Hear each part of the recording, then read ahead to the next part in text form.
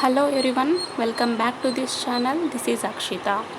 Now I am going to explain class 6 social chapter 19 language writing and great books. So భాషల గురించి అలాగే గొప్ప గ్రంథాల గురించి మనం తెలుసుకోబోతున్నాం అన్నమాట. అండ్ లాంగ్వేజెస్ గురించి మనకు ప్రతి ఒక్కరికి కూడా తెలుసు. So there are so many languages in the world. So అందులోనూ మన ఇండియాలో ఎన్నో లాంగ్వేజెస్ని మాట్లాడుతూ ఉన్నాం. అండ్ అదేవిధంగా రచించినటువంటి ఎన్నో గ్రంథాలు కూడా ఉన్నాయి. సో వాటి గురించి మనం ఈ చాప్టర్లో తెలుసుకోబోతున్నాం అన్నమాట. Deepika went to Nellore railway station for going to her village. She was surprised to hear the railway information announcement in so many languages. She also saw the name Nelluru written in 3 different ways. She started wondering why there are so many languages and ways of writing. Okay, so Deepika అనేటువంటి ఒక అమ్మాయి వచ్చేసి తన ఊరు వెళ్ళడానికి Nellore railway స్టేషన్కి వస్తుందన్నమాట. So మనం అందరూ కూడా రైల్వే స్టేషన్ని చూసింటాము, ప్రయాణించింటాము, మనకు తెలుసు. సో అందులో అనౌన్స్మెంట్ మనకు డిఫరెంట్ లాంగ్వేజెస్లో ఇస్తూ ఉంటారు. ఫర్ ఎగ్జాంపుల్ నేను బెంగళూరు రైల్వే స్టేషన్లో అక్కడి నుంచి ట్రావెలింగ్ చేసేదాన్ని. సో ఆ బెంగళూరు రైల్వే స్టేషన్లో మనకు లాంగ్వేజెస్ వచ్చేసి కన్నడ, ఇంగ్లీషు, హిందీ ఈ విధంగా చెప్పేవాళ్ళు అనమాట. అంటే 3 లాంగ్వేజెస్తో డిఫరెంట్ లాంగ్వేజెస్లో చెప్పేవాళ్ళు. ఆ అనౌన్స్మెంట్ ఏ విధంగా ఉంటుందంటే లైక్ ఈ పలానా ప్లాట్ఫామ్ మీద సో ఆ నంబర్ ట్రైన్ నిలబడింది. So Bengaluru to Hyderabad express లేదా Bengaluru to Vijayawada express. So ఈ విధంగా మనకు అనౌన్స్మెంట్ ఇస్తూ ఉంటారనమాట. అదేవిధంగా ఈ దీపిక అనేటువంటి అమ్మాయి కూడా రైల్వే స్టేషన్కి వెళ్ళినప్పుడు అక్కడ డిఫరెంట్ లాంగ్వేజెస్లో అనౌన్స్మెంట్ని విని ఆశ్చర్యపోతుంది. ఇక అదేవిధంగా మనకు రైల్వే స్టేషన్ మీద డిస్ప్లే బోర్డు కూడా వేసింటారు. అంటే ఏ ఊరు అని చెప్పి డిస్ప్లే కోసం వేసింటారు. ఫర్ ఎగ్జాంపుల్ ఇక్కడ మనకి ఇచ్చారు చూడండి, నెల్లూరు అని చెప్పి. ఆ విధంగా సో నెల్లూరుని మనకు తెలుగులో, ఇంగ్లీష్లో అండ్ హిందీలో కూడా రాశారు. సో ఈ విధంగా 3 రకాలుగా ఎందుకు రాశారు అని చెప్పి తనకు ఆశ్చర్యం వేసిందనమాట. మనం ఎందుకు ఇన్ని లాంగ్వేజెస్ని యూజ్ చేస్తున్నాము, ఇన్ని వేస్ ఆఫ్ రైటింగ్ని యూజ్ చేస్తున్నాం, ఎలా అని చెప్పి ఆశ్చర్యపోయింది.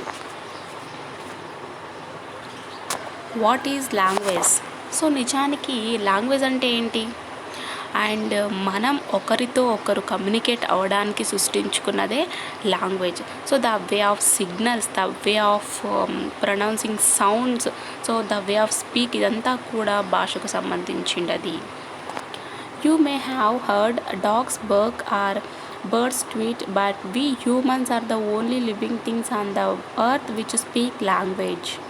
Human beings can make a variety of sounds from their mouth that no animal or bird can. This enables us to speak and develop language.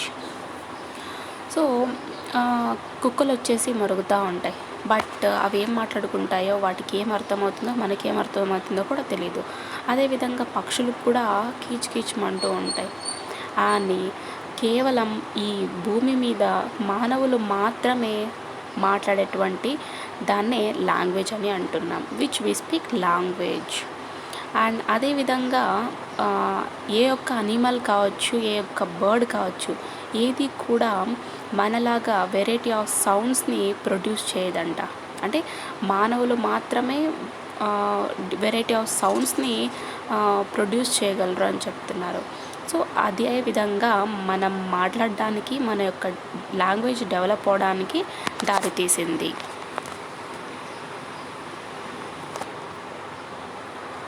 Try to imitate different animals and birds or the sound of rain or cars or trucks. See the kind of sounds we can make. Okay, so imitate చేయాలని చెప్తున్నారు. ఎవరిలాగా అంటే animals ఏ విధంగా అరుస్తాయో, లేదా వర్షం వచ్చేటప్పుడు sound ఏ విధంగా ఉంటుంది, and vehicles లేదా ట్రక్స్, కార్స్, ఇవన్నీ వీటి యొక్క సౌండ్ ఏ విధంగా ఉంటుంది, వీటిని ఇమిటేట్ చేయమంటున్నారు, వీటి యొక్క సౌండ్స్ని. సో మనం ఈ సౌండ్స్ని ప్రొడ్యూస్ చేస్తున్నప్పుడు సో ఆ కైండ్ ఆఫ్ సౌండ్స్ని అబ్జర్వ్ చేయమని చెప్తున్నారు.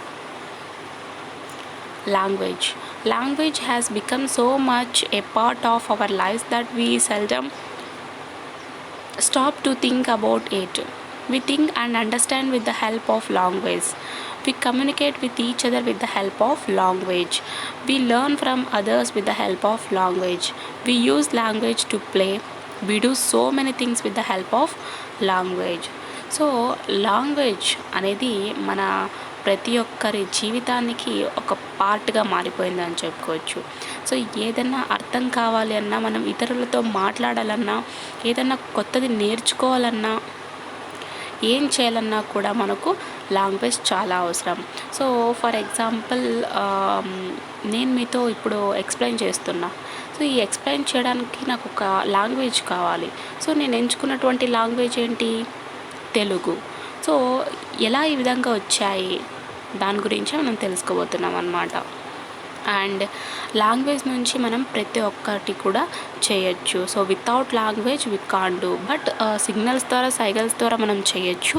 కానీ 90% మన హ్యూమన్ లైఫ్ సక్సెస్ అవుతుందంటే బికాజ్ ఆఫ్ మనం మాట్లాడుతున్నటువంటి లాంగ్వేజ్ అన్నమాట. First of all, we use language to help us to organize and plan our own work. Don't you always speak about your work as you do them? So ముందుగా మనం ఏం చేయాలంటే లాంగ్వేజ్ని use చేయాలి. అంటే మనం ఏదైనా ఆర్గనైజ్ చేయాలన్నా, మన వర్క్ని ప్లాన్ చేయాలన్నా కూడా మనకు ముందుగా లాంగ్వేజ్ చాలా అవసరం. బట్ ఆ వర్క్ గురించి మనం మాట్లాడకుండా ఏమైనా చేయగలమా అంటే ఆఫ్ కోర్స్ ఏమీ చేయలేము. అండ్ మనం ఏదైనా ఒక వర్క్ గురించి కంటిన్యూస్గా మాట్లాడకుండా ఉంటే, అంటే ఆ వర్క్ గురించి మనం ఏ విధంగా ఎక్స్ప్లెయిన్ చేయొచ్చు ఇతరులకు? సైగల్స్ ద్వారా చేయొచ్చు. బట్ సో వాళ్ళకు ఒకటి అర్థమైతే మనం ఒకటి ఎక్స్ప్రెస్ చేస్తుంటాం. So there is the variations. So variations అనేవి చాలా ఉంటాయి. Secondly, we use language to attract the attention of others and also to ask them to do something or the other. Oh, just look at the bird. Oh, mother, please buy me the toy. Stop, don't move. And అదేవిధంగా సెకండ్గా, అంటే ఇక్కడ first of all మనం లాంగ్వేజ్ని ఎందుకు use చేస్తున్నామంటే మన వర్క్ని organise చేయడానికి అండ్ ప్లాన్ చేసుకోవడానికి మనం లాంగ్వేజ్ని యూజ్ చేస్తున్నాం. సో అదేవిధంగా సెకండ్లీ, మనం లాంగ్వేజ్ని ఎందుకు యూజ్ చేస్తున్నామంటే ఇతరుల యొక్క అటెన్షన్ని అట్రాక్ట్ చేసుకోవడానికి మనం లాంగ్వేజ్ని యూజ్ చేస్తున్నాం. లైక్ ఇప్పుడు మనం సడన్గా ఏదో ఒక నేచర్లో ఒక పార్క్లో వెళ్తూ ఉంటాం. సో మనకు అక్కడ బర్డ్స్ కనిపించాయి అనుకోండి, ఓ చూడు ఆ బర్డ్స్ని, అంటే ఇతరుల యొక్క అటెన్షన్ని మనం మన వైపుకు లాక్కుంటున్నాం, అంటే మన వేలో థింక్ చేస్తున్నాం. సో ఆ విధంగా అనమాట. O mother please buy me that toy. And మదర్ని అడుగుతున్నాడు ఒక బేబీ వచ్చేసి, సో నాకు ఆ బొమ్మ కొనించు అని. అండ్ అదేవిధంగా స్టాప్, డోంట్ మూవ్. సో ఇతరుల యొక్క మూమెంట్ని కూడా, మోషన్ని కూడా మనం స్టాప్ చేయొచ్చు because of language. Thirdly, we use language to create new things and just to have fun. Like we make funny sentences, funny words, funny poems and laugh and make others laugh. So థర్డ్గా లాంగ్వేజ్ని ఎందుకు use చేస్తున్నాము అంటే, so new థింగ్స్ని create చేయడానికి, like ఫన్ని create చేయడానికి. So మనం ఈ మధ్యకాలంలో జోక్గా మాట్లాడుతున్నాం, ఎంతో ఫన్నీగా మాట్లాడుతూ ఉంటాం, ఫన్నీ జోక్స్ వేస్తూ ఉంటాం. అండ్ ఇతరులతో ఫన్నీ పోయమ్స్ చెప్తూ, మనం నవ్వుతూ, ఇతరుని నవ్విస్తూ, ఈ విధంగా కూడా మనం చేస్తూ ఉంటాం because of only language. So ఇప్పుడు నేను ఒక జోక్ వేశాను అనుకోండి, ఇక్కడ తెలుగు వాళ్ళు ఏదో అంత కొంత తెలుగు తెలిసిన వాళ్ళైతే అది నవ్వుతారు. బట్ హిందీ వాళ్ళు ఎవరైనా ఉండి ఈ తెలుగుని విన్నారనుకోండి, వాళ్ళకి తెలుగు తెలియని వాళ్ళు అయినట్టయితే, సో ఆ జోక్ వేసి మనం ఎంత నవ్వినా వాళ్ళకి నవ్వు రాదు, బికాజ్ వాళ్ళకి అర్థం అవ్వాలి కదా. సో అదనమాట. Fourthly, we try to understand the world around us with the help of language and also try to imagine things which do not exist around us with the help of language. Can we think if we did not use any language? Or can we imagine stories about far off times and places if we did not have any language? We investigate and use our reason to find out about something, but we can't do this without language. So fourthly మనం language సహాయంతో ఏదైనా కానీ అర్థం చేసుకోగలం అనమాట. అంటే ప్రపంచంలో మన చుట్టూ ఉన్నటువంటి ఈ చుట్టుపక్కల పరిసరాలు కావచ్చు, మన యొక్క ప్రపంచం కావచ్చు, దీని గురించి మనకు తెలియాలంటే బికాజ్ ఆఫ్ ఓన్లీ లాంగ్వేజ్ అని చెప్పొచ్చు. ఫర్ ఎగ్జాంపుల్, మనం మన చుట్టూ ఉన్నటువంటి దాంట్లో సో పలానా వస్తువు, పలానా థింగ్స్ ఉండలేవు అంటే ఎగ్జిస్ట్ అవ్వలేదు అని మనం ఊహించుకోవాలంటే బికాజ్ ఆఫ్ లాంగ్వేజ్ సహాయంతోనే మనం ఊహించుకోగలం. అండ్ అదేవిధంగా మనం ఎటువంటి లాంగ్వేజ్ని యూజ్ చేయకుండా దేన్ని కూడా think చేయలేమన్నమాట. And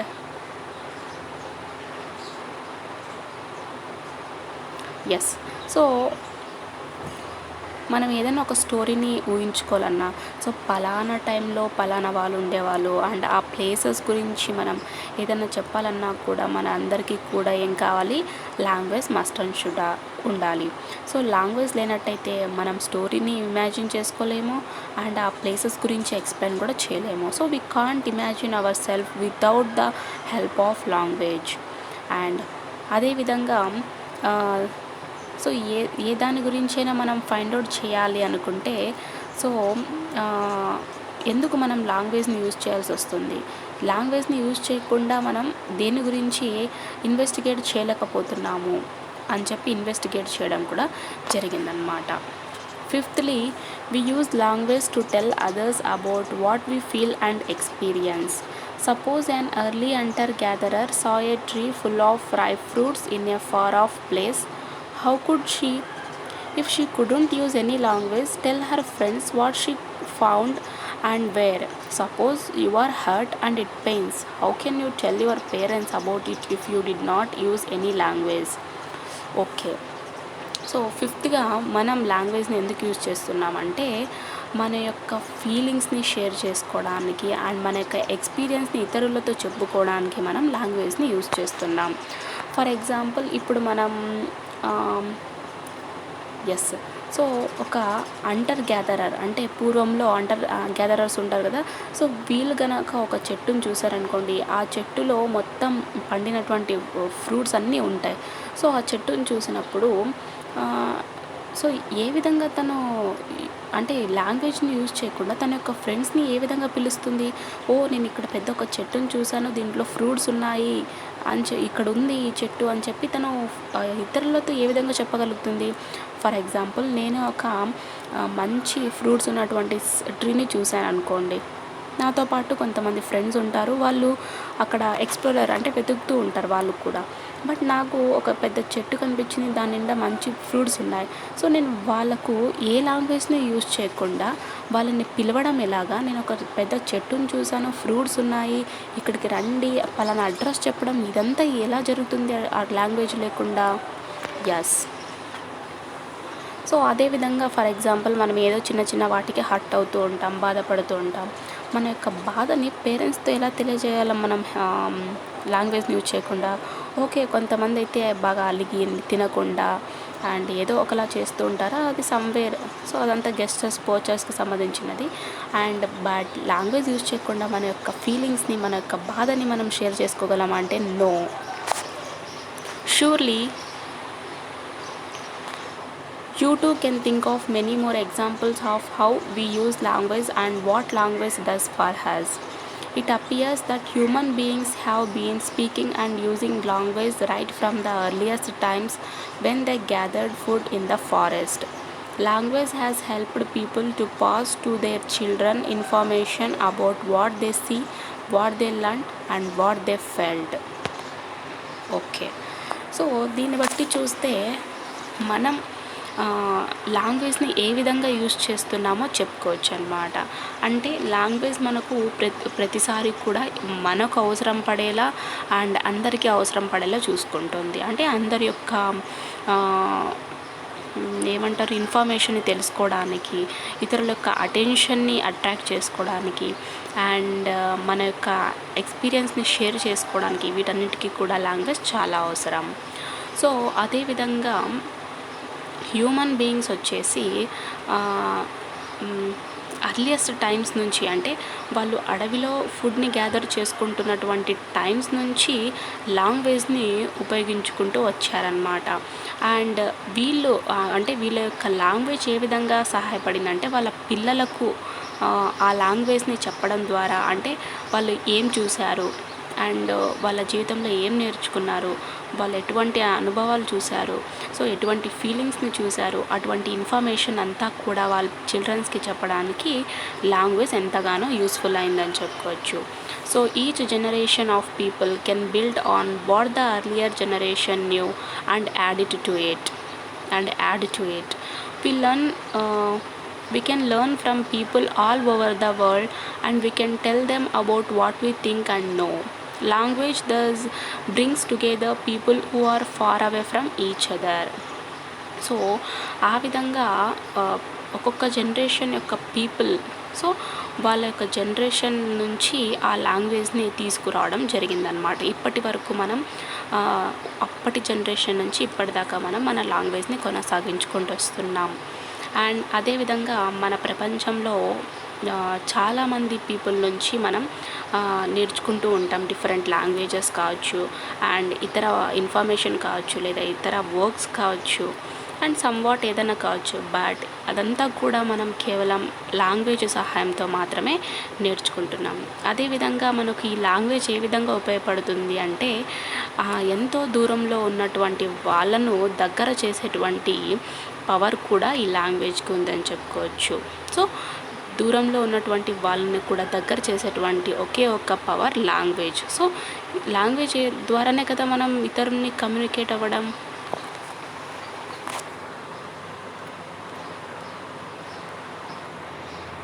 Even people who are now long dead and those who are living, isn't it wonderful? Yes. So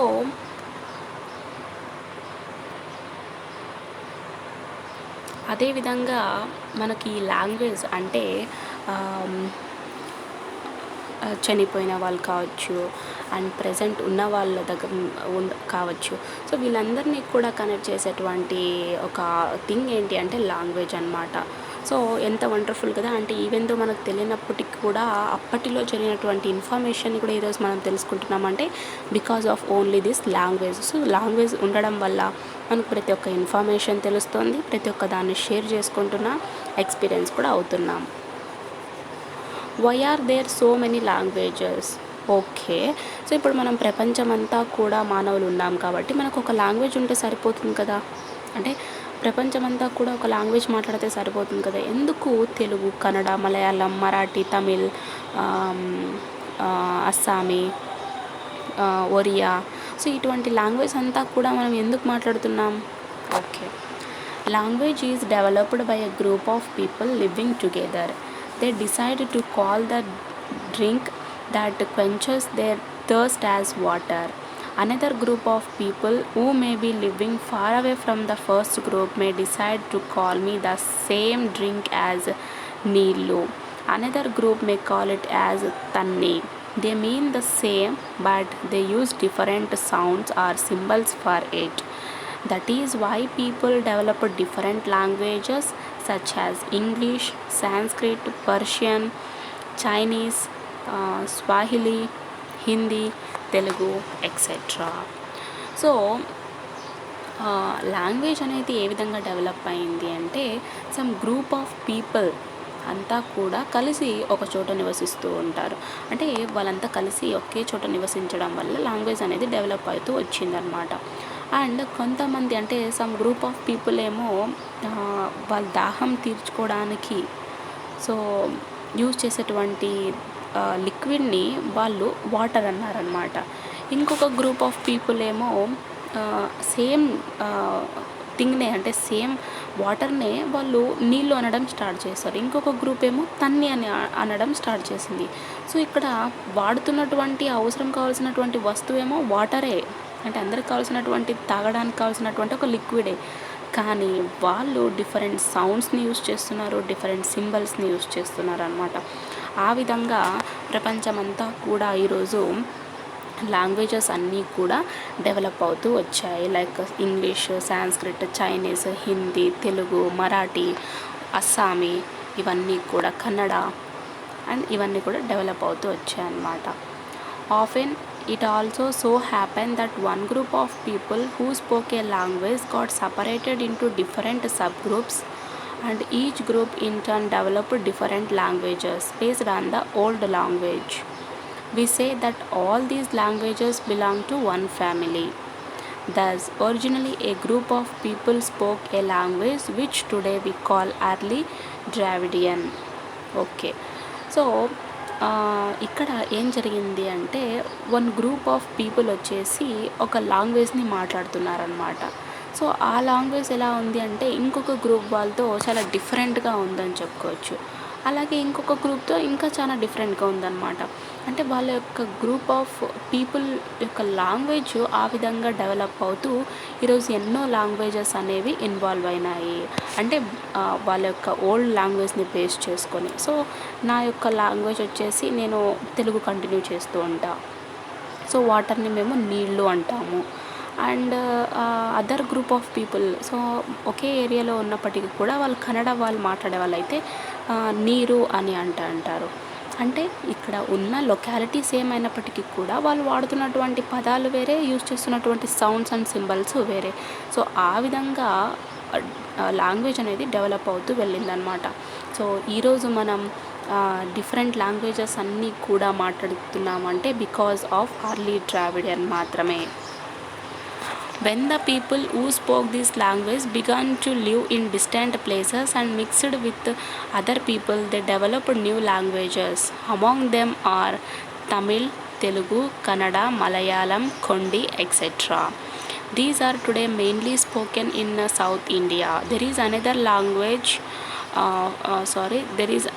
language family in India called the Indo-Aryan family. The famous languages of this family are Sanskrit, Hindi, Bengali, Marathi, etc. There are some other language families in India about which you will learn in higher classes. So ఇక్కడ ఎప్పుడైతే different languages మాట్లాడేటువంటి people ఇంకొక చోటికి వెళ్ళి నివసిస్తూ ఉంటారో అక్కడ ఆ పీపుల్తో మిక్స్ అయిపోయి వాళ్ళ లాంగ్వేజ్ వీళ్ళ లాంగ్వేజ్ మిక్స్ అయిపోయి ఒక న్యూ లాంగ్వేజ్ అనేది డెవలప్ అవుతుందన్నమాట. ఆ విధంగా వచ్చినటువంటి లాంగ్వేజెస్లో తమిళ్, తెలుగు, కన్నడ, మలయాళం, గొండి. అండ్ మనం తమిళ్ చూసినట్టయితే కొంచెం తెలుగు కొంచెం కన్నడ మిక్స్ అయి ఉంటాయి. సో ఆ విధంగా మనకు తమిళ్ లాంగ్వేజ్ అనేది ఉంటుంది. అండ్ అదేవిధంగా మన సౌత్ ఇండియాలోకి వస్తే మెయిన్ లాంగ్వేజెస్ ఏంటి అంటే ఈ తమిళ్, తెలుగు, కన్నడ, మలయాళం, గొండి. సో ఇవన్నీ కూడా సౌత్ ఇండియా యొక్క మెయిన్ స్పోకెన్ లాంగ్వేజ్ అన్నమాట. అదేవిధంగా ఇంకొక లాంగ్వేజ్ ఫ్యామిలీ కూడా ఉంది. ఏంటి అంటే ఇండో ఆరియన్ ఫ్యామిలీ. సో ఈ ఫ్యామిలీ యొక్క ఫేమస్ లాంగ్వేజెస్ ఏంటి అంటే సాంస్క్రిట్, హిందీ, బెంగాలీ, మరాఠీ. సో ఈ విధంగా ఎన్నో లాంగ్వేజెస్ కూడా ఉన్నాయి. అదేవిధంగా ఇటువంటి లాంగ్వేజెస్ మాట్లాడేటువంటి లాంగ్వేజ్ ఫ్యామిలీస్ కూడా మన ఇండియాలో ఎన్నో ఉన్నాయని చెప్పుకోవచ్చు. సో వీటి గురించి మనం హయ్యర్ క్లాసెస్లో తెలుసుకుంటామంట.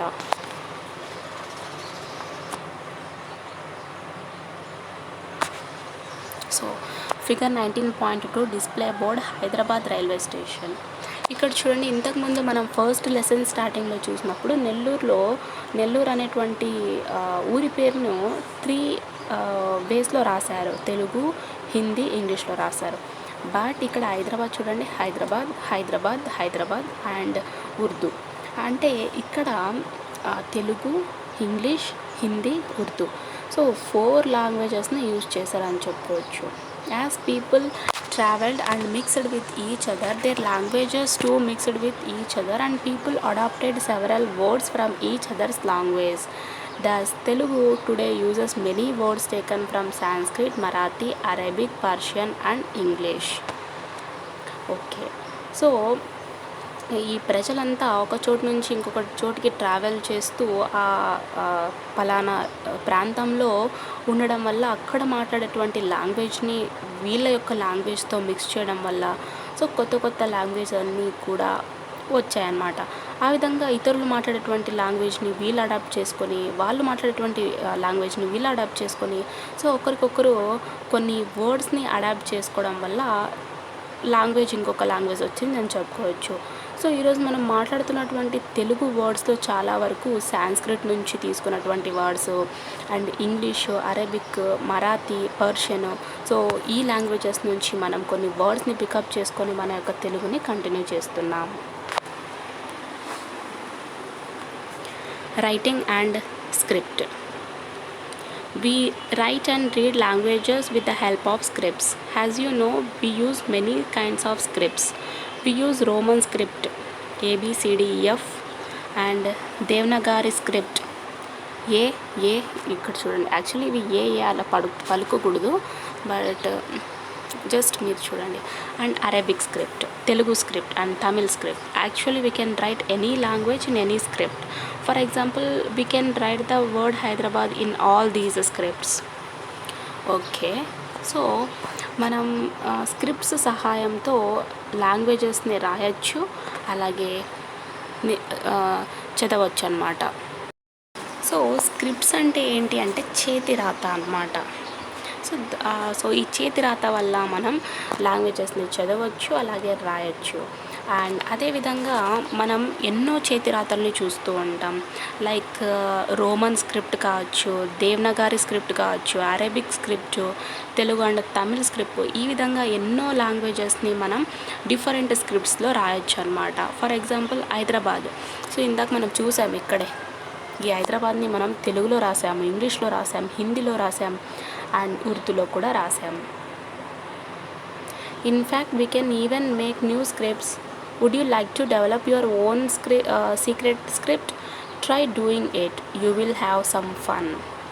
ఓకే, సో నిజానికి మనం కొత్త కొత్త స్క్రిప్ట్స్ని కూడా తయారు చేయొచ్చు అంట. అంటే మన యొక్క ఓన్ సీక్రెట్ స్క్రిప్ట్ని మనం డెవలప్ చేసుకోవచ్చు కూడా. ఫర్ ఎగ్జాంపుల్ ఇప్పుడు మనం అంతా బాహుబలి మూవీ చూసింటాం, అండ్ కిలికి భాష అని ఏదో సంథింగ్ వచ్చింది.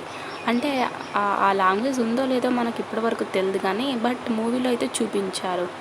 సో ఆ మూవీ నుంచి మనకు కిలికి భాష ఇదా అని ఒక లాంగ్వేజ్ అనేది వచ్చింది. సో ఆ విధంగా మనం కూడా కొత్త స్క్రిప్ట్ని రాసి మన యొక్క సీక్రెట్ స్క్రిప్ట్గా చెప్పుకోవచ్చు. సో ఆ విధంగా మనకు ఒక లిటిల్ ఫన్ కూడా వస్తుందని చెప్తున్నారు. While it may seam easy and funny to you now, actually it took human beings thousands of years to develop scripts like the ones we use today. So నిజానికి మనం ఈ స్క్రిప్ట్ని, న్యూ స్క్రిప్ట్ని ఏదైనా తయారు చేయాలనుకుంటే జోక్గా ఉండొచ్చు, బట్ మానవులు వచ్చేసి కొన్ని వేల సంవత్సరాల నుంచి మనం ఇప్పుడు యూజ్ చేస్తున్నటువంటి స్క్రిప్ట్స్ని డెవలప్ చేస్తూ వచ్చారన్నమాట.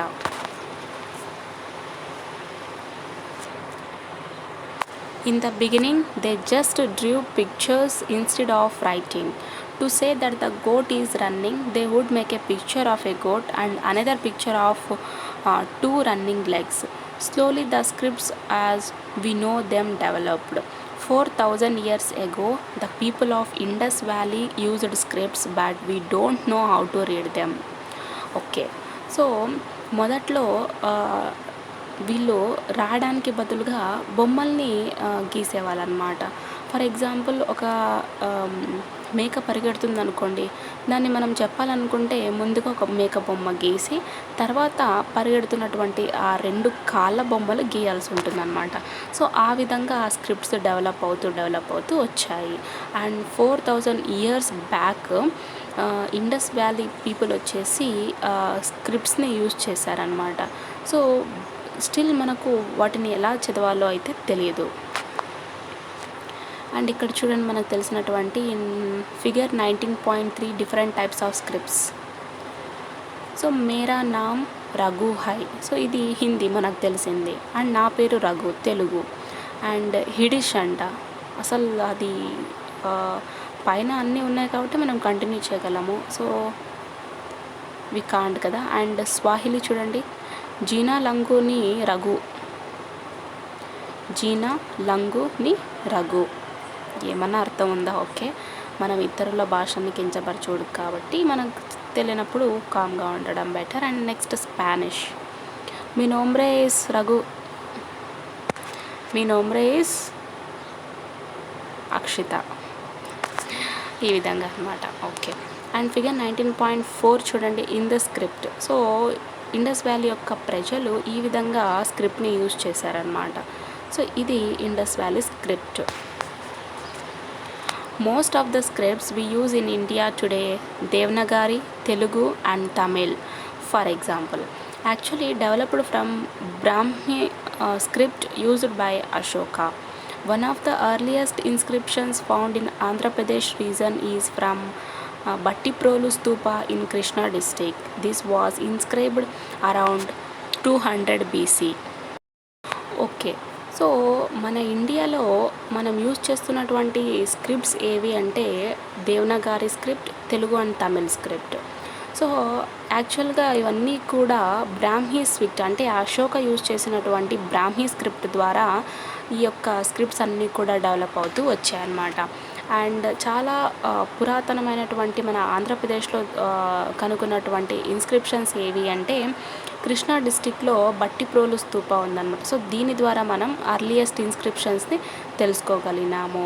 సో ఇది దగ్గర 200 BCలో దొరికినటువంటి ఇన్స్క్రిప్షన్స్ అన్నమాట.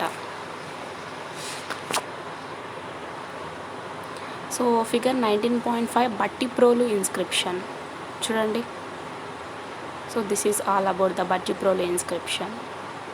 అండ్ ఇందులో మనకు JF T, సో ఇవన్నీ మాత్రమే తెలుసు మనకి, మిగతావి ఏమీ తెలియదు. KPR small r.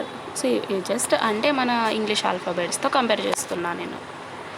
Right your name in as many scripts as possible on a sheet card and display it in the class. So మీ యొక్క పేరుని డిఫరెంట్ స్క్రిప్ట్స్లో రాయమంటున్నారు. And take 3 Telugu words and write them in at least 3 other languages. You may use Telugu script to write all of them like this. So ఇప్పుడు మీరు ఏం చేయాలంటే ఏవైనా 3 తెలుగు పదాలని తీసుకొని వాటిని ఇతర లాంగ్వేజెస్లో రాయడానికి ప్రయత్నించమని చెప్తున్నారు. సో దీని కొరకు మనం తెలుగుని యూజ్ చేయొచ్చు అంటే తెలుగు స్క్రిప్ట్ యూజ్ చేసి వాటన్నిటిని కూడా రాయొచ్చు అని చెప్తున్నారు. సో తెలుగు అమ్మ, English mother, Persian mother, Hindi మా, తమిళ్ తాయ్, సాంస్క్రిట్ మాతృ, మరాఠీ ఆయి. చూడండి. Think how the following persons would have used writing, who would have needed it more. Okay. So ఇక్కడ మనకు ఇచ్చినటువంటి పర్సన్స్ వచ్చేసి రైటింగ్ని యూజ్ చేస్తున్నారంట. అంటే ఏ విధంగా వాళ్ళ యొక్క రైటింగ్ని యూజ్ చేస్తారు. అండ్ కొంతమంది who would have needed it more. So ఎవరికి రాత చాలా ఇంపార్టెంట్ అంటే ఇక్కడ ఇచ్చారు చూడండి, కింగ్స్, ఎంపరర్స్, ట్రేడర్స్. సో వీళ్ళల్లో ఎక్కువగా రాయాల్సినటువంటి పని ఎవరికి ఉందంటే ట్రేడర్స్, వ్యాపారస్తులు. వాళ్ళ యొక్క వ్యాపారము, వాళ్ళ యొక్క ఖర్చులు, ఎక్స్పెండిచర్స్ ఇవన్నీ కూడా వీళ్ళు రాయాల్సి ఉంటుంది. And peasant women, and then Brahmin priest, Buddhist monks, poets, artisan women, labourers, soldiers. So వీళ్ళల్లో ఎవరు ఎక్కువగా రాస్తారు అంటే పోయట్స్. అండ్ అదేవిధంగా దెన్ వచ్చేసి ట్రేడర్స్. సో వీళ్ళు అన్నమాట. What did people write on? In the beginning, people probably wrote on cloth, leaves, barks, etc., which decayed and got destroyed with time. Some people even wrote on parts by scratching on them. Some of these parts have survived. However, the earliest writing of a long text that has survived to our own time is Ashoka's inscription, which were engraved on rocks or stone pillars. Okay.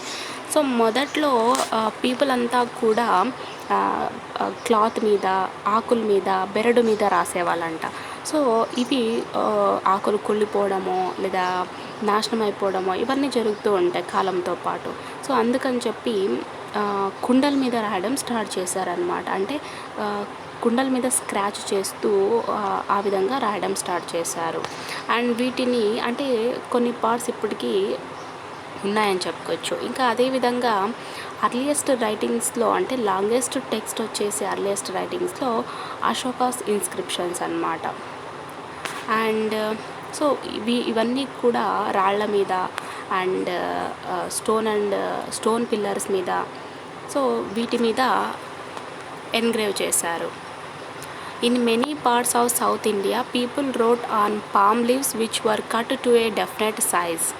They used a pin like a pen to scratch on the dried leaf and colored it with black ink.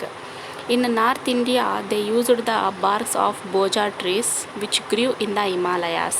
These barks peeled off just like paper and one could easily write on them using ink. In those days, paper was not in use. So అప్పట్లో south ఇండియాలో చాలా వరకు వచ్చేసి palm లీవ్స్ని use చేసేవాళ్ళు అనమాట. So వీటిని సరైనటువంటి definite సైజ్లో కట్ చేసుకొని ఒక పిన్ అంటే మనం ఎలా అయితే ఇప్పుడు పెన్నుని యూజ్ చేస్తున్నామో ఆ విధంగా ఒక పిన్ లైక్ పెన్నుని యూజ్ చేసి ఆ లీఫ్ మీద స్క్రాచ్ చేసేవాళ్ళు అనమాట. స్క్రాచ్ చేసి బ్లాంక్ ఇంక్తో కలర్ చేసేవాళ్ళు. ఇక అదేవిధంగా నార్త్ ఇండియాలోకి వచ్చేసి హిమాలయాస్లో పెరిగేటువంటి బోజా ట్రీస్ యొక్క బార్క్స్ని వాటి మీద రాస్తూ ఉండేవాళ్ళు అనమాట.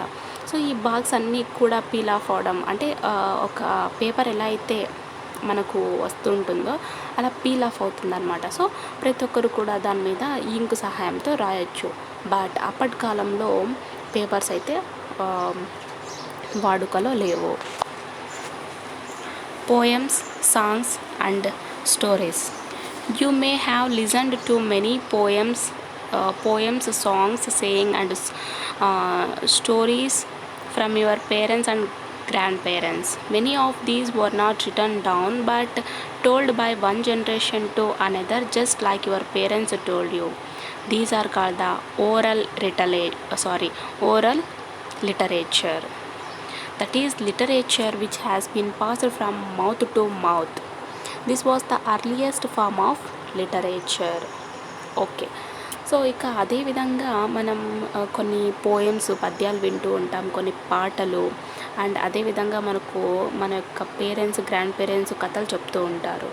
సో ఇవన్నీ అయితే పుస్తకాల్లో అయితే రాయలేదు, కానీ అంటే ఓరల్గా చెప్పారనమాట. అంటే మన గ్రాండ్ పేరెంట్స్ మన పేరెంట్స్కి చెప్పడం, మన పేరెంట్స్ మనకు చెప్పడం. సో ఆ విధంగా ఓరల్గా అంటే మౌత్ టు మౌత్ ఆ యొక్క లిటరేచర్ అనేది పాస్ అవుతూ వచ్చిందనమాట. దాన్నే మనం ఓరల్ లిటరేచర్ అని అంటాము. సో ఇది అర్లియస్ట్ అంటే చాలా అర్లియస్ట్ లిటరేచర్ అని చెప్పుకోవచ్చు, oral literature. The earliest people composed poems, songs and stories and told them to their children, who in turn told them to their children. They also passed on their understanding of the world through sayings and proverbs, which too were similar taught. Okay. So earliest people వచ్చేసి పద్యాలు పాడుతూ and పాటలు పాడుతూ అలాగే కథలను చెప్పుకుంటూ ఉండేవాళ్ళు. అంటే వాళ్ళ యొక్క పిల్లలకి చెప్పేవాళ్ళు అనమాట. వాళ్ళ పిల్లలేమో వాళ్ళ యొక్క పిల్లలకి. సో ఈ విధంగా అలా జనరేషన్కి రీచ్ అవుతూ పోతుందన్నమాట. అంటే మనం చెప్పడం ద్వారా సో ఇది ప్రపంచంలో ఉన్నటువంటి ప్రతి ఒక్క జనరేషన్కు రీచ్ అవుతూ పోతుందని చెప్పుకోవచ్చు.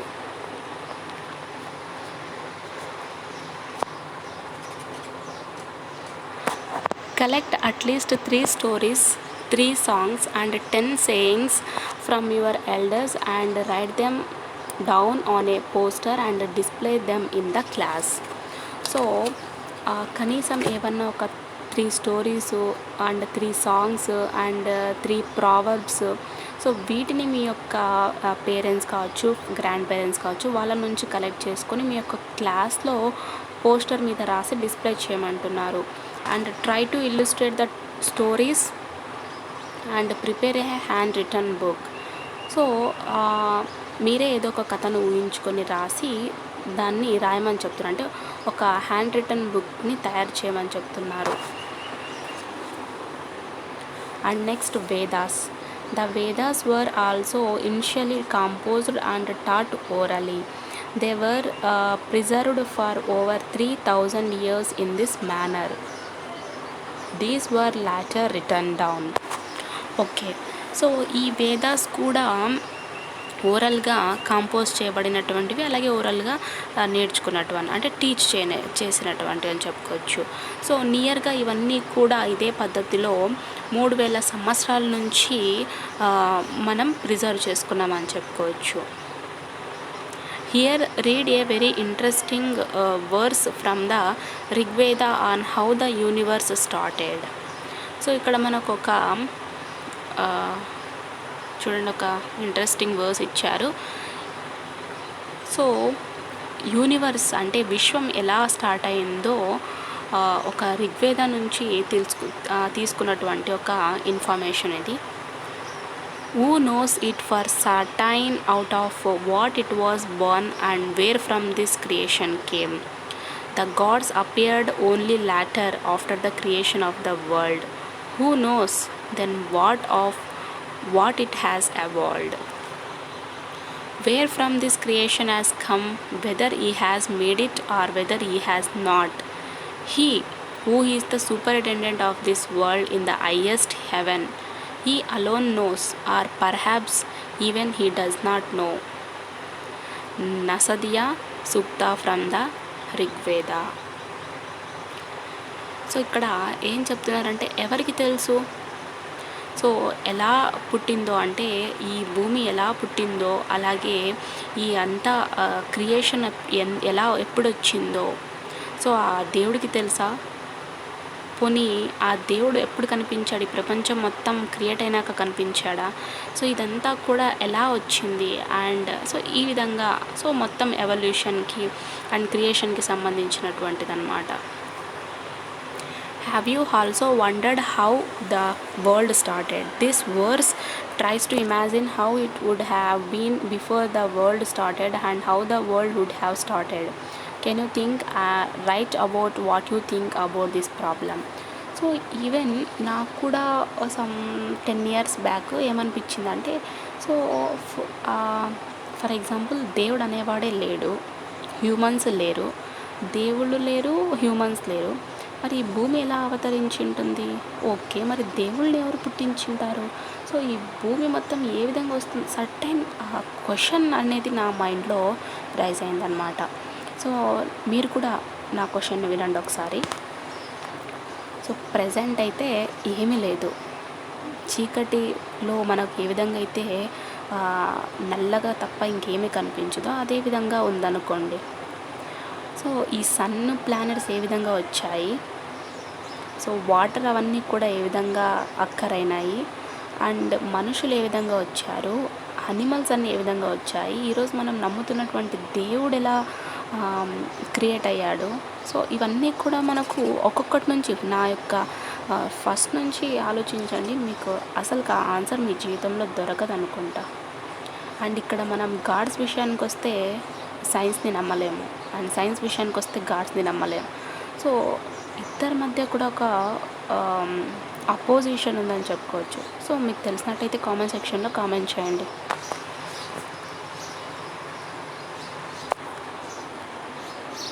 The great epics Ramayana and Mahabharata. So పురాణాల్లో మనకు రామాయణ మహాభారత చాలా బాగా నచ్చినటువంటి పురాణాలుగా చెప్పుకోవచ్చు. Epics are deeds of heroic and legendary figures.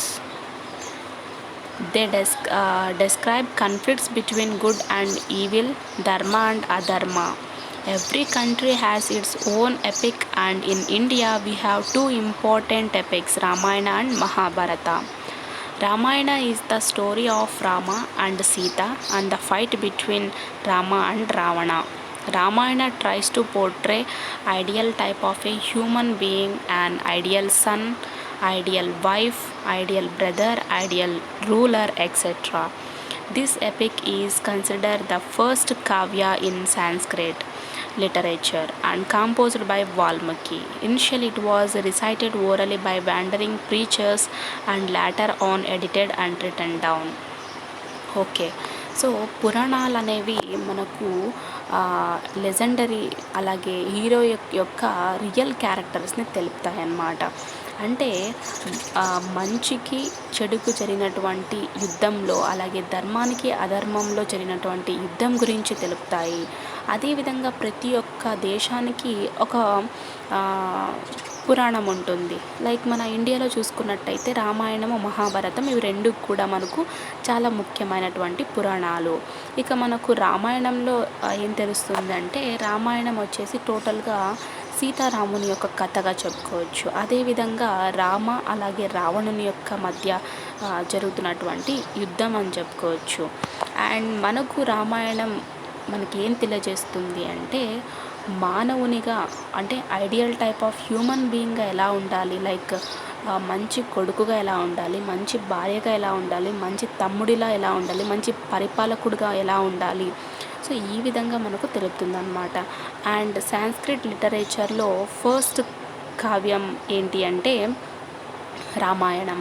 So దీన్ని వాల్మీకి కంపోజ్ చేశారు. సో దీన్ని కొంతమంది ఋషులు వినడం వల్ల సో వీటిని ఎడిట్ చేసి రాయడం కూడా జరిగిందనమాట. And Mahabharata is the story of the conflict between two sets of cousins, Kauravas and Pandavas. It finally ended in a great war which was won by Pandavas with the help of Krishna.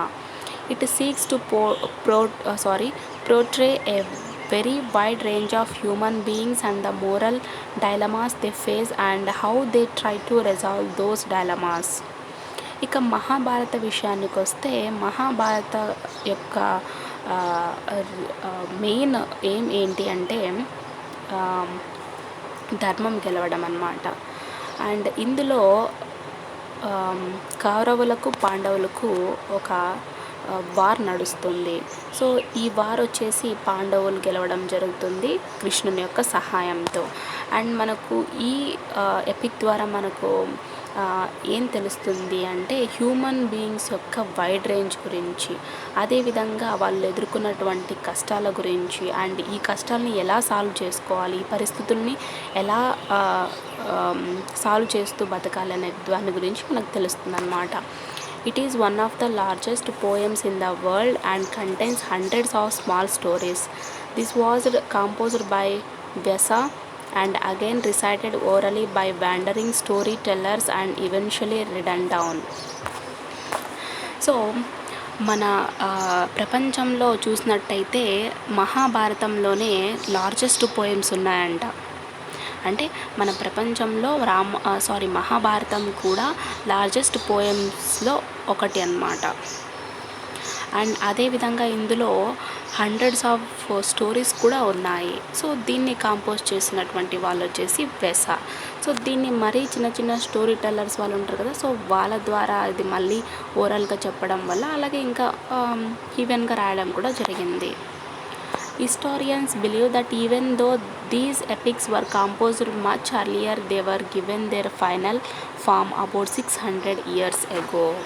So historians ఏం చెప్తున్నారంటే ఇవన్నీ epics కూడా so దగ్గర 600 years ఎగో నుంచే ఇవన్నీ కూడా compose అయినాయి అని తెలుస్తుంది.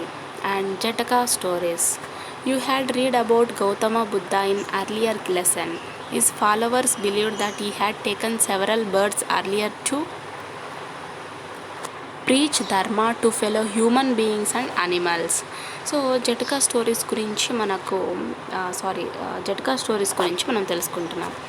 అండ్ ఇంతకుముందు మనం చెప్పుకున్నటువంటి ప్రీవియస్ లెసన్లో గౌతమ బుద్ధ గురించి మనం తెలుసుకొని వచ్చాం.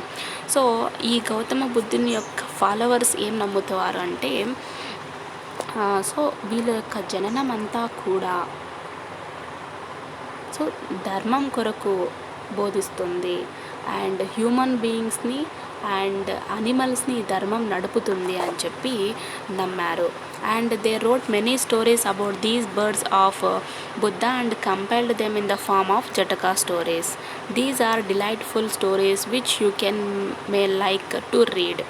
These two were collected and written down around 600 to 1800 years ago.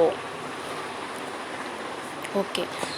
So Gautama బుద్ధుడు ఉంటారు కదా, సో ఇతని యొక్క బర్త్ గురించి తెలియజేస్తూ కంపైల్ చేసినటువంటి ఫామ్ ఆఫ్ స్టోరీస్నే మనం ఈరోజు జటకా స్టోరీస్ అని అంటాము. సో ఇవన్నీ కూడా బాగా మనకు ప్రేరణ కలిగించేటువంటి స్టోరీస్గా చెప్పుకోవచ్చు. సో అదేవిధంగా ఇవన్నీ కూడా ఎప్పుడు కలెక్ట్ చేసుకున్నానంటే నియర్గా 600 to 1800 ఇయర్స్ ఎగోనే వీటినంతా కూడా రాయడం జరిగిందని చెప్తున్నారు. And the story of Kisagotami. Here is a famous story about the Buddha. Once there was a woman named Kisagatomi whose son had died.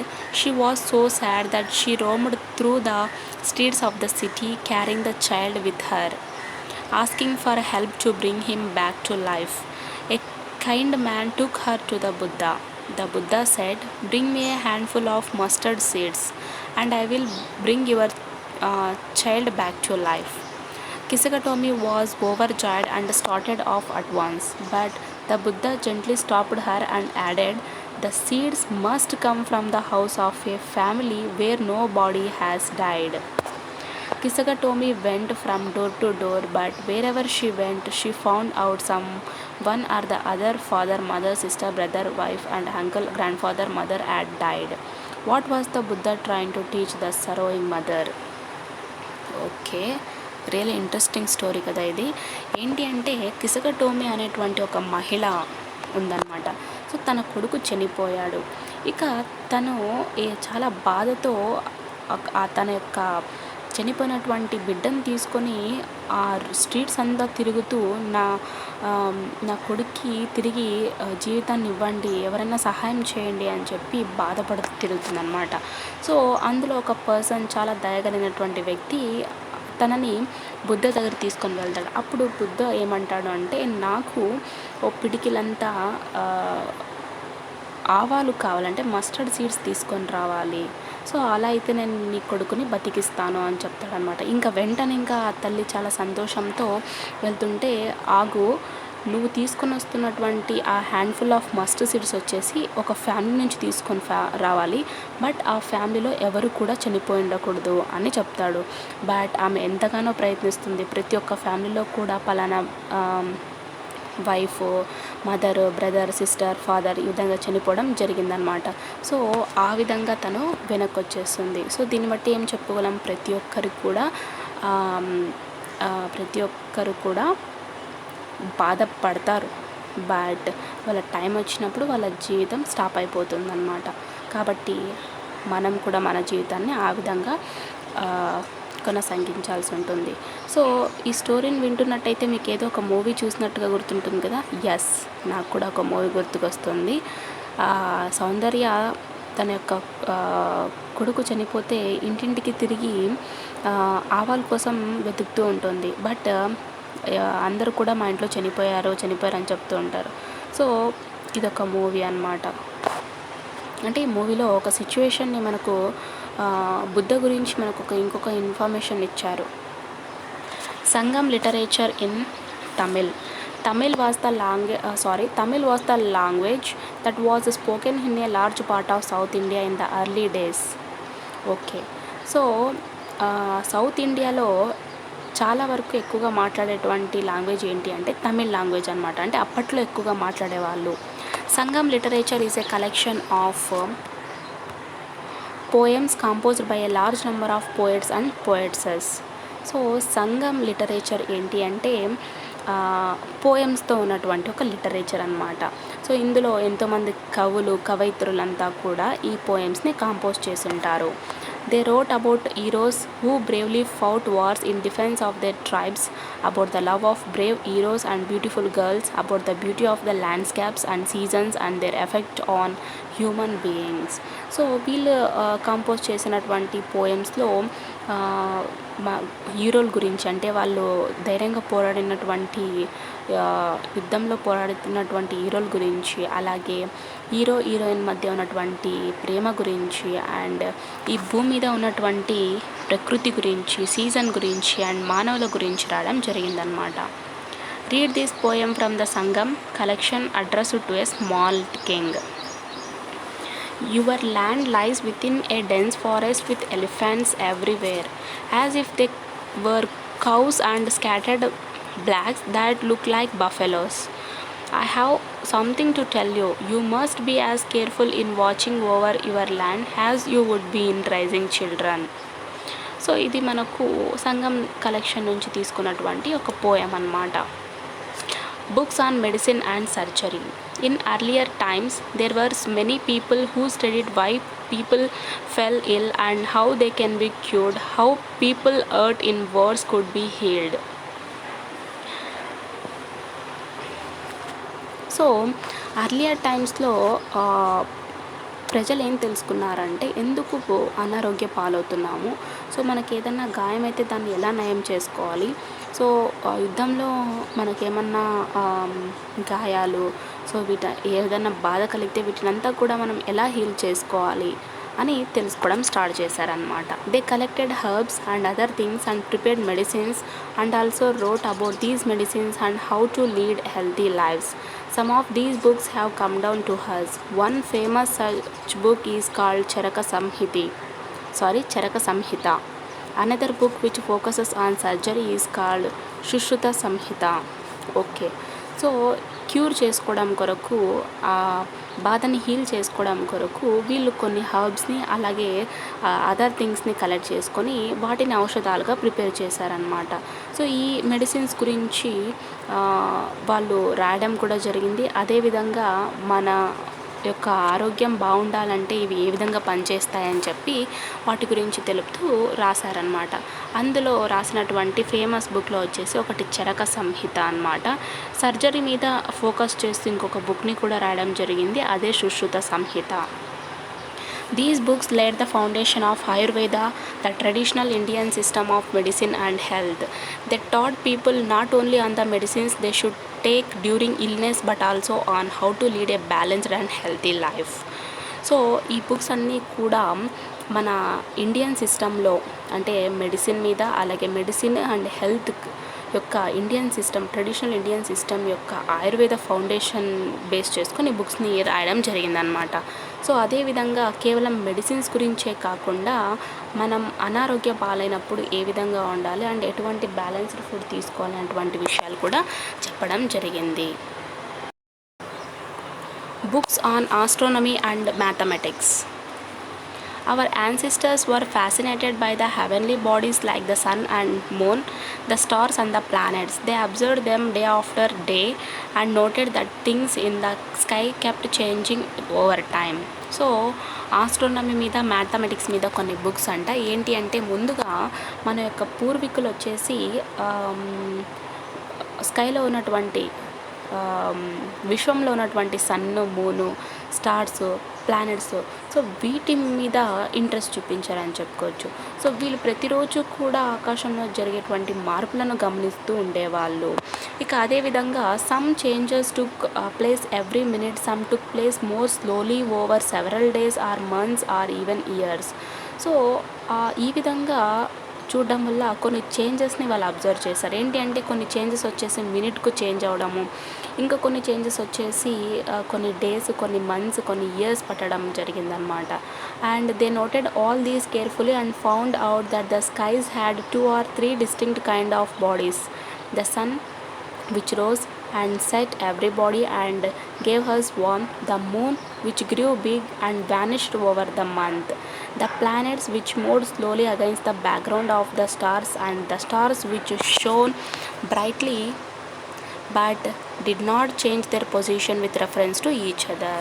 So ఆ విధంగా వీళ్ళు అబ్జర్వ్ చేసినట్టయితే ఏం తెలుసుకున్నారంటే స్కైలో 3 kinds ఆఫ్ డిస్టింక్ట్ బాడీస్ ఉన్నాయి. అవి ఏంటి అంటే ముందుగా సన్ను, సో ప్రతిరోజు కూడా సన్ రైజ్ అవుతాడు, సన్సెట్ అవుతాడు అండ్ అలాగే మనకు వెచ్చదనాన్ని ఇస్తాడు. ఇక నెక్స్ట్ థింగ్ వచ్చేసి మూను, ఇది పెరుగుతూ ఉంటుంది అలాగే తగ్గుతూ ఉంటుంది ఆ నెల మొత్తం. అండ్ అదేవిధంగా ప్లానెట్స్, సో ఈ గ్రహాలన్నీ కూడా తిరుగుతూ ఉంటాయి. అండ్ అదేవిధంగా స్టార్స్, సో ఈ స్టార్స్ అంతా కూడా ఎప్పుడూ షైన్ అవుతూ ఉంటాయి కానీ వాటి యొక్క పొజిషన్ అయితే చేంజ్ అవ్వదు. Slowly, many people felt that these stars, planets, and sun, moon, and contained secrets about the entire universe, that we should understand them better by observing them more carefully and calculating their movements. So ఈ విధంగా చూస్తూ ఉంటే ప్రజలందరికీ కూడా ఏం తెలిసిందంటే stars, planets, sun ఇవన్నీ కూడా మన విశ్వంలో ఉన్నాయి. బట్ వీటి గురించి మనం చాలా జాగ్రత్తగా అబ్జర్వ్ చేసినట్టయితే, వీటి యొక్క మూమెంట్స్ని మనం క్యాలిక్యులేట్ చేసుకున్నట్టయితే మనకు అర్థమవుతాయి అని తెలుసుకున్నారు. And one such person was Aryabhatta, who wrote his book called Aryabhatiyam, in which he said that the earth rotates causing day and night, and that actually the sun did not go around the earth. People did not agree with him in those days. So ఒక person, Aryabhatta అనేటువంటి ఒక person ఏం చేశాడు అంటే ఆర్యభట్యం అనేటువంటి బుక్ని రచించాడు. ఇందులో తను ఏం చెప్పాడంటే భూమి వచ్చేసి రొటేట్ అవుతుంది, దాని కారణంగానే మనకు పగలు రాత్రి ఏర్పడుతున్నాయి, అండ్ నిజానికి సన్ అయితే మన భూమి చుట్టూ అయితే తిరగడం లేదు అని చెప్పాడు. సో అప్పట్లో ప్రజలంతా కూడా ఇతని మాటలు నమ్మలేదన్నమాట. And Aryabhatta and other mathematicians of ancient India also adopted the decimal system of numbers and place value system, writing numbers the way we do today. Earlier Romans wrote 102 as like this or 127 as like this. So they did not use any zero. This created lot of problems in adding etc. And Aryabhatta అలాగే ancient India యొక్క mathematicians అందరూ కూడా decimal number of సిస్టమ్స్ని adapt చేసుకున్నారనమాట. So అదేవిధంగా వీళ్ళు place value సిస్టమ్ని number సహాయంతో రాయడం కూడా, అంటే నంబర్స్ని రాయడం జరిగింది. సో ఈరోజంతా మనం ఎన్నో నంబర్స్ని రాస్తున్నాం, ల్యాక్స్, క్రోర్స్. సో ఈ నంబర్స్ అంతా కూడా రాస్తూ ఉన్నాం. సో అర్లియర్ రోమన్స్ వచ్చేసి 102ని మనమైతే ఇప్పుడు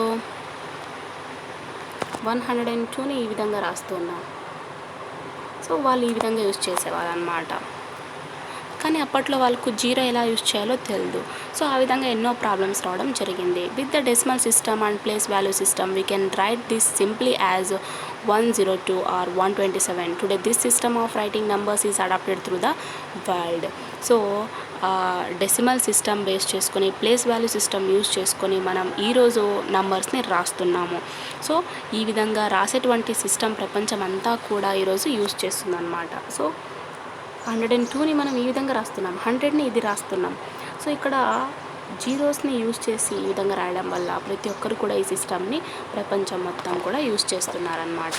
so in this lesson keywords are epic, inscription, Sangam literature, decimal system, Ayurveda. So this is the end of the lesson, and if you are any doubts, please keep your doubts in the comment section. I will clear them in the next video. Thank you.